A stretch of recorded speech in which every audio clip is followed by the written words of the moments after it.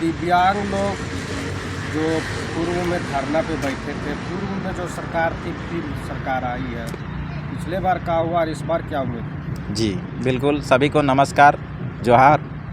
पूर्व में हमारी जो माननीय मुख्यमंत्री जी की सरकार थी और उनके द्वारा हम लोग का पिछला 2019 में ही आश्वासन दिया गया था कि अगर हमारी सरकार बनेगी तो दिव्यांगजनों का, वृद्धा विधवा का पेंशन बढ़ाकर 2500 रुपया किया जाएगा। लेकिन अभी वर्तमान में जैसे कि सभी को दिखाई भी दे रहा है और सुनाई भी दे रहा है कि अभी दिव्यांगों का तो भला नहीं हो पाया, लेकिन आज मैया सम्मान योजना के नाम पर सरकार इस बार वोट में ज़रूर माने अपना अच्छा रिजल्ट ला पाई है।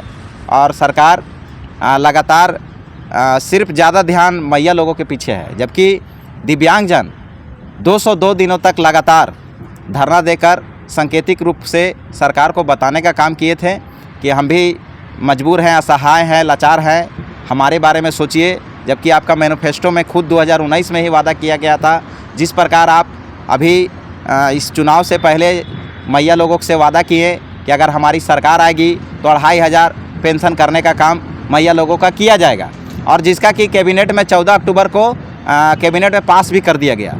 तो सोच सकते हैं कि हम लोग दिव्यांगजन अब इसको लेकर बहुत निराश हो चुके हैं, लेकिन फिर भी इस सरकार से आस लगाए बैठे हुए हैं कि जब सामान्य महिला जो 18 साल का युवा वर्ग, और अगर उसको सरकार 2500 तक का पेंशन दे सकती है, तो जो लाचार, मजबूर और असहाय हैं, बिल्कुल उनके बारे में झारखंड की सरकार, माननीय हेमंत सोरेन जी जरूर विशेष कुछ सोच रहे हैं। तो पूर्व में जिस अनुसार मांग था और जो बताएं आप, इस बार आप कितने दिनों तक सरकार का आशा देखेंगे? फिर क्या धरने पे पहुंचेंगे? बिल्कुल, अगर अभी जिस प्रकार मैया सम्मान योजना को दिसंबर में 2500 करने का सरकार का चुनौती है, अगर आने वाला समय में मैया लोगों का पेंशन 2500 सरकार करती है तो बिल्कुल हम लोग इसका लेकर अपना बातों को रखने का काम करेंगे। बिल्कुल आप मैया को सम्मान दीजिए, लेकिन दिव्यांग जो लाचार, मजबूर, असहाय हैं, जो लगातार आपको धरना के माध्यम से आपका विधानसभा का घेराव करके, थाली पीट के और जन जागृति करके आपको बताने का काम कर रहे हैं, उनको और ध्यान देने का काम आपको करना होगा।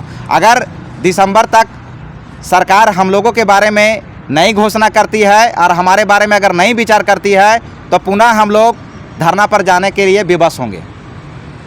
क्या लगता है आपको, क्यों आखिर ऐसा आपका पेच फंस रहा है? आप एक लाचार व्यक्ति हैं और आपका मांग भी जायज़ है, फिर भी सुना नहीं जा रहा है। कहीं ना कहीं क्या पूर्ववर्ती में, भूतपूर्व में जो सरकारें रहीं, कुछ गड़बड़ियाँ तो नहीं करके गई है? देखिए, इसके बारे में विशेष रूप से तो हमारे जो माननीय मुख्यमंत्री जी हैं वही बता पाएंगे, जो विभागीय मंत्री हैं।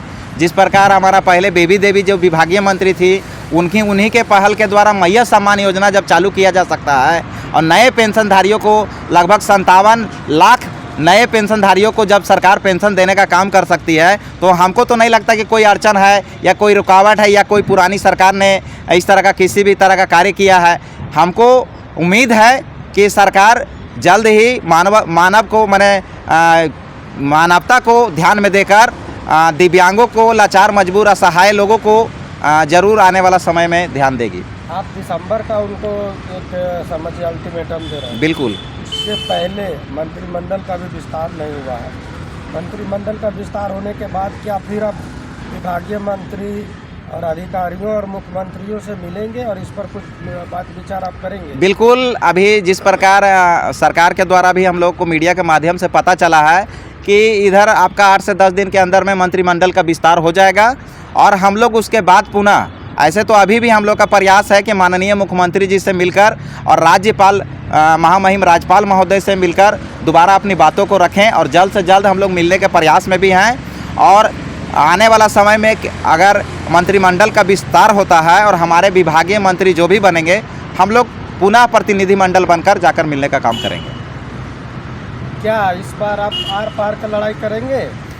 बिल्कुल। सरकार अगर हमारे मुद्दों को लेकर अगर जागरूक नहीं बनेगी, तो ये जो मुद्दा है वो हमारे पिछड़े लोगों का है, जो मजबूर है, जो असहाय है, जो लाचार हैं। बिल्कुल ये आर पार की लड़ाई होगी, और इसमें आम जनमानस भी हमारा सहयोग करेंगे, और बहुत सारे विधायक जो इस बार नवनिर्मित चुन के आए हैं, वो भी हमारे मुद्दे से अवगत हैं और आने वाले कैबिनेट विधानसभा में हमारे मुद्दों को लेकर बहस जरूर होगी। कितने संख्या में है आप लोग झारखंड? पूरे झारखंड में हमारी संख्या 11.5 लाख है और अभी बहुत सारे लोगों का सर्टिफिकेशन होना बाकी है और उसका अगर सर्टिफिकेशन होता है और हम लोग एक सरकार से ये भी मांग करते हैं, लगातार मांग कर रहे हैं कि हम लोग का जनगणना करवाया जाए। जिस प्रकार जाति जनगणना होती है उस तरह से दिव्यांगों का जनगणना 2013 में ही एक बार हुआ है, उसके बाद दोबारा दिव्यांगों का जनगणना नहीं हुआ है। तो हम आपका न्यूज़ चैनल के माध्यम से हम चाहेंगे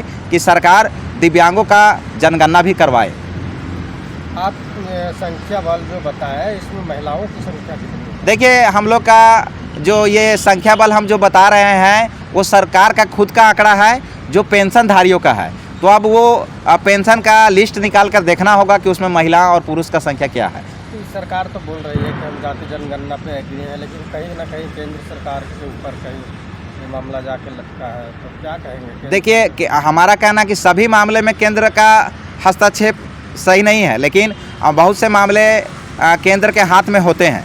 लेकिन अभी आप सामान्य रूप से समझने का विषय होगा कि एक सामान्य महिला को जब ये सरकार 2500 देगी तो एक दिव्यांग महिला को अगर 1000 मिलेगा तो ये बड़ा ही अपमान वाली बात है।